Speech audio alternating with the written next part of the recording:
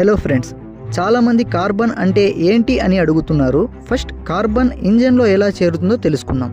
Main petrol or డీజిల్లో harmful chemical అనేది ఖచ్చితంగా ప్రొడ్యూస్ అవుతుంది.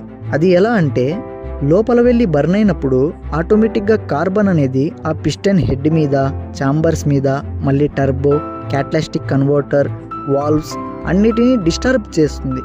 2 వీలర్స్కి అయితే 20,000 నుంచి ఎక్కువ అవ్వడం స్టార్ట్ అవుతుంది. 4 వీలర్స్ అండ్ హెవీ వెహికల్స్కి అయితే 30,000. ఇది రిపీటెడ్గా ప్రొడ్యూస్ అవ్వడం వల్ల పిస్టన్కి లోడ్ ఎక్కువ అవుతుంది. ఆటోమేటిక్గా పికప్ తగ్గిపోతుంది.